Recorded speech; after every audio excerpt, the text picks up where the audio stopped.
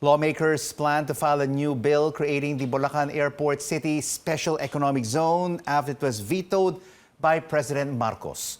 Will this move discourage investors' interest to enter the country? Global Investment Advisor Peter Lundgreen joins us now to share his views. Thank you so much for joining us, Peter. Pleasure. The president vetoing the Bulacan Airport City Economic Zone bill, could this have a negative impact, a chilling effect on domestic and foreign investors? There's no doubt that the new government will be closely watched by international investors. That is obvious, that always happens, and in particular when a new government is in place in an emerging country. So this will have, for sure, some focus, at least.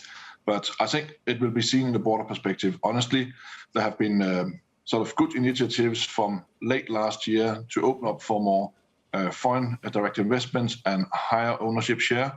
Mm-hmm. So it will depend a bit on what sort of the broader new regulation will be. Yeah, because according to the new administration, Peter, they're vetoing this bill because it has defects and it has to be cured and it needs to be sharpened. What is he saying about the previous lawmakers who basically crafted it and passed it? And could other deals in the past administration also be overturned because they have to be cured and they have to be sharpened? That is an option. That's a possibility. What I watch a lot, that is actually the foreign ownership share. It will not be so much about what happens concerning a single airport. It will be the overall new, hopefully, new openings for foreign direct investments, where a majority ownership from foreign investors is a must, and that is the only way, and that's the good way to move forward to attract foreign direct investments. But there will also be other issues to comfort foreign investors, honestly. But are you, in a way, concerned because previous laws or previous deals could be turned around and be changed? If, let's say, if it will concern already existing investment projects where laws are reversed, that is the worst thing a government can do, and it will be the very worst thing a new government can do. They should not reverse already sort of projects that has been established under old regulation. That should continue. If they want to change something, it should only concern new projects and sort of from today and onwards. Even the presidential sister, Senator Amy Marcos, says her brother may not have had the chance to carefully study the bill. It really has, before it is announced, it has to really be carefully studied because this could affect hundreds, if not billions of dollars in new investments into the country. Certainly. And one thing is, how to say it, if it has been studied.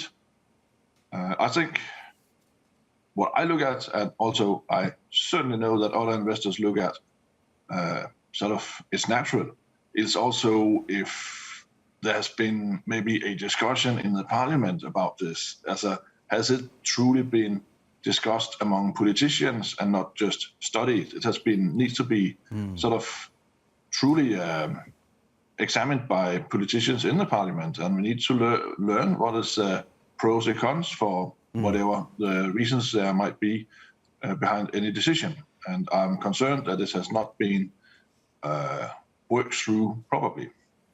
You manage hundreds of millions of dollars, Peter, for clients worldwide. Will you advise your clients to think twice before considering an investment in the Philippines, or will you tell them now is the time under the Marcos administration? Yeah, we advise about quite large numbers. I am actually starting to be positive on the Philippines again. For me, the Philippines has always been a very good, it's what I call a a investment destination on same level as the superpowers China and US, Germany, UK.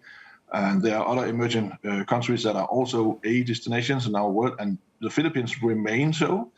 But of course, we also need to have a look at what does the new administration bring in of economic policy. That was not really a heavy theme and topic during the election from now President Marcos. Right.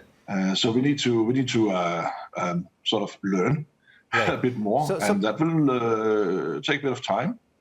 But actually, I am basically and fundamentally more optimistic on the Philippines now, as it is moving out of the COVID-19 crisis. Right. I do not hope that they will push too much on growth. It should be a bit lower than expected for the next 18 to 24 months. That would be much more healthy for the Philippines.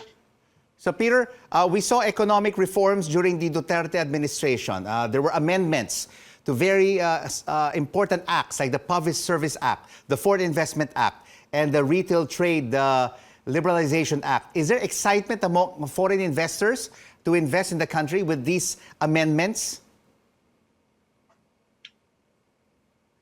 We need to understand the current global frame that investors are sort of having and suffering a bit under, to be honest, again.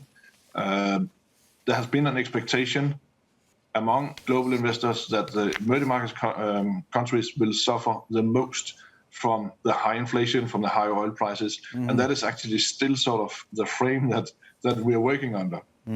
That is also what most investors sort of perceive. So there will be no rush in, but that is more a general view on emerging market countries. That has nothing sort of to do with the Philippines as such individually. But I would like to see strong initiatives, that sort of strong statements that foreign investors, they trust in the new administration, saying this you can believe, you will have when you invest, and you will have your majority in the companies you invest into. That is very important. But also we should look into the macroeconomic picture. There should not, if there's pushed for too much economic growth, then imbalance, like trade balance, will be even worse, and that could hurt the Philippine pesos. They need a balance. Thank you so much for your insights on the Philippine economy and investments into the country. Peter Lundgreen from Lundgreen's Capital.